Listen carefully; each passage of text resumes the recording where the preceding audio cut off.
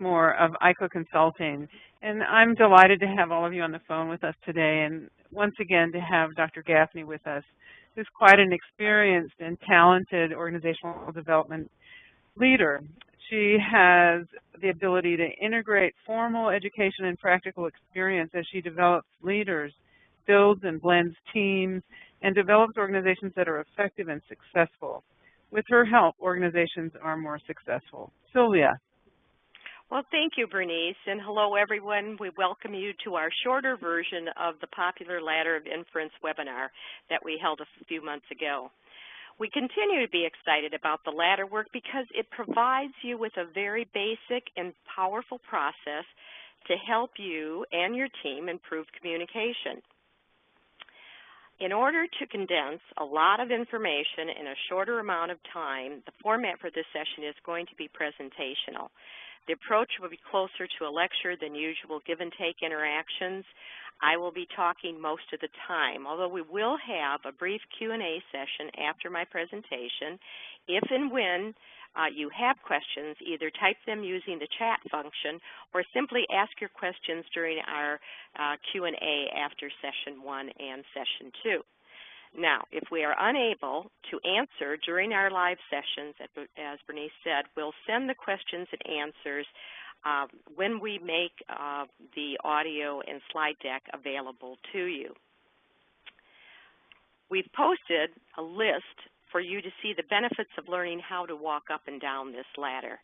From facilitating conflict to arriving at new possibilities, surfacing outdated assumptions, or even uncovering your own or others' biases. The ladder is very useful to help you communicate with others. Why the ladder? The title of this session is called Climbing a Different Kind of Ladder, and we're all pretty familiar with the ladder we traditionally climb in organizations. This ladder, though, has very little to do with moving up in status or in position in your organization. This ladder has everything to do with helping to see how we repeatedly jump to conclusions when we interact with each other. The deal is, the quick trip we take up the ladder often leads to inaccurate or incomplete information. Now, we not only assume that we know everything we need to know on any given topic, our behavior is based on the belief that our knowledge is accurate. We automatically base our actions on past experiences and the unconscious beliefs we hold. In a way, this is good news as well as bad news, mainly because we're operating on autopilot. Now, autopilot works in our favor when we don't have to think about things that we want to automatically function for us, like our breathing in or our breathing out or digesting our food. It's also pretty great when we've developed a skill that allows us not to pay attention when we're locating the alphabet keys as we word process, or the same thing when we're driving. Similar to these very physical processes, we have automatic reasoning process. Our brains are absorbing tons of data all the time. Every waking moment, we are bombarded with it. We organize this incoming information, and then we selectively choose what we're going to pay attention to. Now, all of this is done unconsciously unless we stop and make ourselves aware of what we are doing. One way to understand our auto reasoning is to consider our mental models. Mental models save us a lot of time because they provide us with very familiar ways of thinking and acting. The past experience we may have had with a situation helps us to quickly make sense and take action the very next time something similar surfaces. Now, because we've had comparable experiences, we're able to categorize the situation and then easily make decisions based on our history from a related incident. Mental models are very important to us to understand because they unconsciously influence what we see, and they automatically shape the way we act.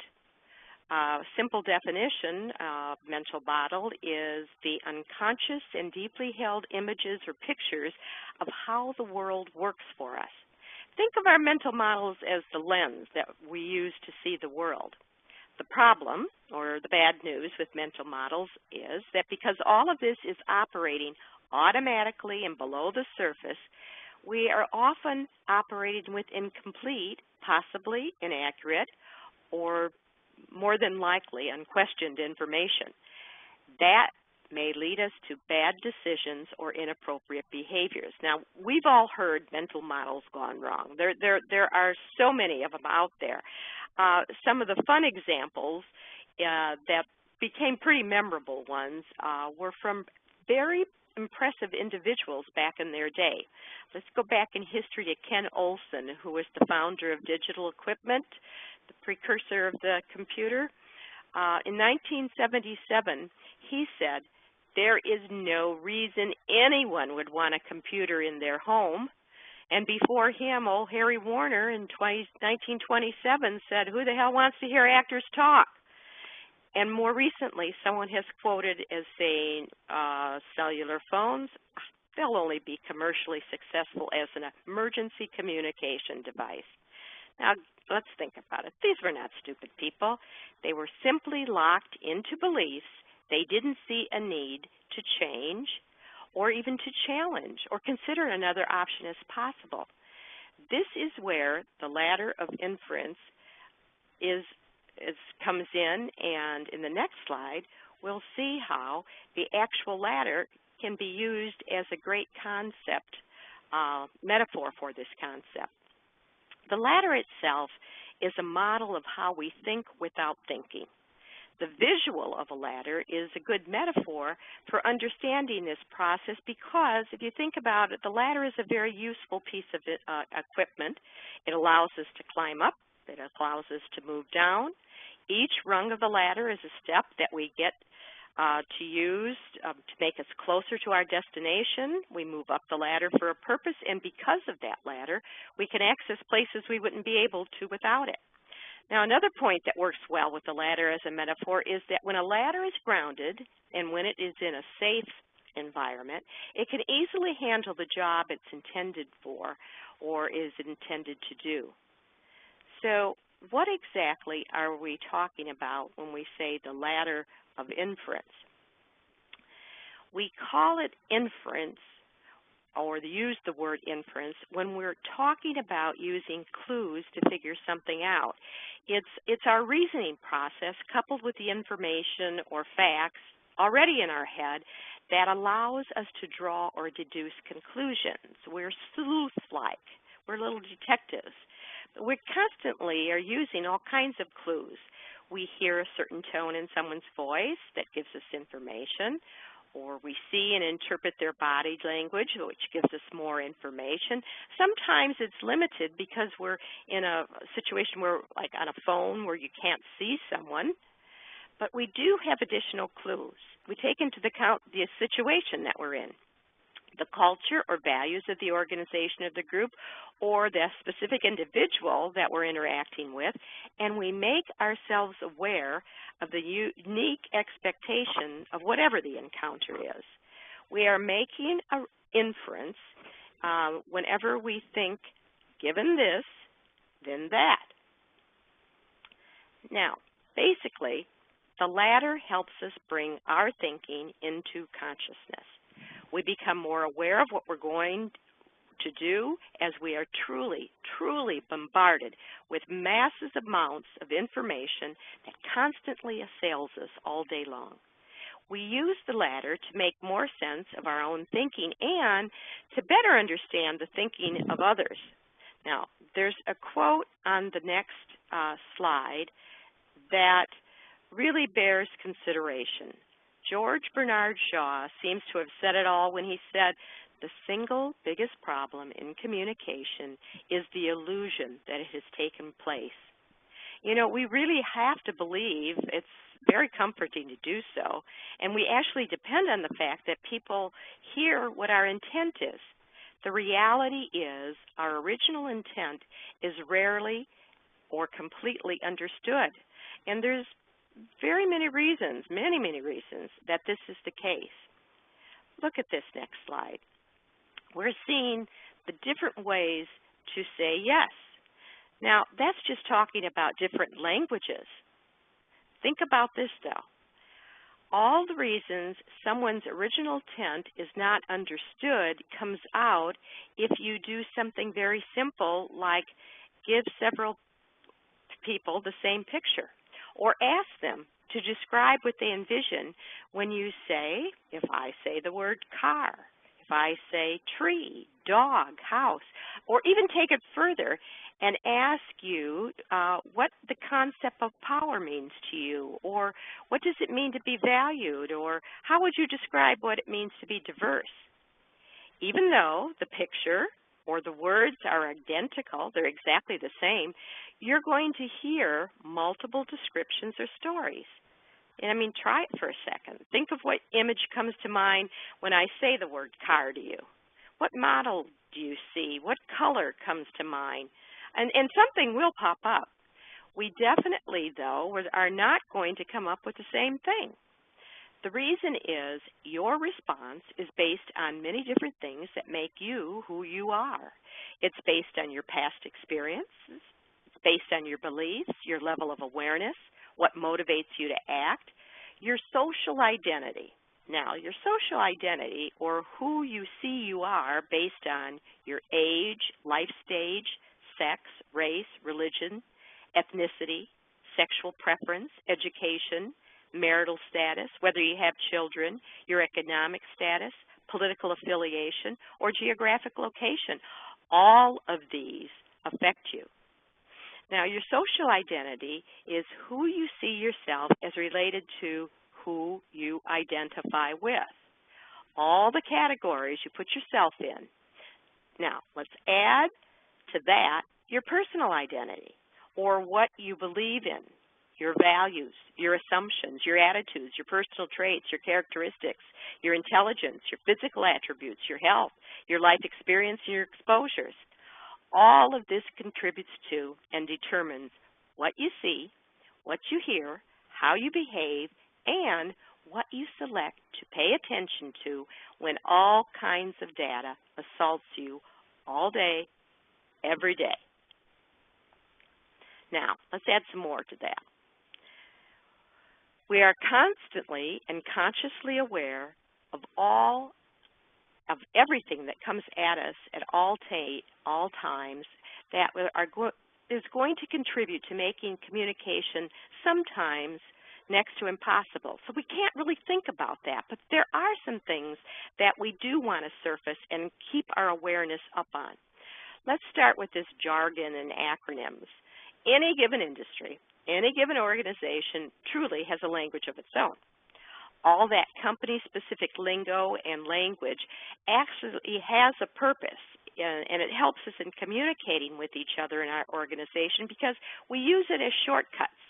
You know, just a simple few letters or a phrase, something that short circuits all things in a way that you don't have to think about other than just that few little letters or the few word or the short phrase, because it takes you there. Now, besides jargon and acronyms, there are other words, though, that cause confusion and can lead to wrong actions. These are important to think about. We call them ambiguous blinking words because they have many possible interpretations and could have different meanings for different people. Now, at some point, you should take a second and jot down any of the words or phrases that are used in your organization that would greatly improve communication if you took the time to confirm shared meetings about what you and others in your organization mean by that word or phrase. Also, consider the words that have different meanings depending on the context in which they are used. And there is more. Now, even in this next slide, we talk about the emotionally charged triggers. Consider the reality that certain topics, words, phrases, people, events, and situations act as emotionally charged triggers that cause you to move rapidly up your ladder without ever checking your thinking process. Now, again, at some point, take some time to jot down anything that pops in your mind that almost always activates you emotionally and has the potential to derail your thinking and your behavior. You know, what are those topics? Who are those people? It's important to take the time to reflect on and surface your trigger points. I know that there are certain people and there are topics that triggered me, and I know that I need to monitor this. I need to bring that to conscious awareness. In this next slide, we want to start talking about how we actually move up the ladder by remembering first that everything we discuss is going to happen automatically, unconsciously, and very rapidly. We're going to return to the metaphor of the ladder. It's important to understand that quite a lot is happening in a very well laid out sequence from the point of observing the data to when we actually take action. Now, what we're going to do is we're going to start at the bottom of the ladder, drawing from the pool of data that is anything that we are actually scanning in our environment that allows us to observe from this metaphorical pool, taking in sights and sounds and smells, tastes, feelings, and behaviors that constantly come at us all day, every day. Now, we use our own rendition of a screening process as a filter to sort and sift this world that we encounter. It allows us to zero in on some stimuli and miss or completely screen out other data. We are very different from each other in how we filter that data and that information and what we decide to pay attention to based on our beliefs. So we then go from screening it to select what we choose that we will pay attention to from this filtered data. We rapidly make this selection in less than a snap of a finger, again, even though we aren't where we're doing it. We quickly do it in order to avoid sensory overload. Then we add meaning, and then from there, we go to making assumptions. We draw conclusions. We then look and adopt the beliefs that we think that we have to use from the conclusions that we've drawn, and it all happens in milliseconds. We're unaware that it's going on in a very sequential pattern. We take action based on the beliefs we formed from the world we unconsciously chose to notice in the first place, and we repeat it over and over again unless we stop to think about it. That's why we want to learn to make the lessons of the ladder work for us. We want to be able to purposely walk down or move up. There's a quote from R.D. Laing in our final slide that makes us think a little bit about the lessons of the ladder.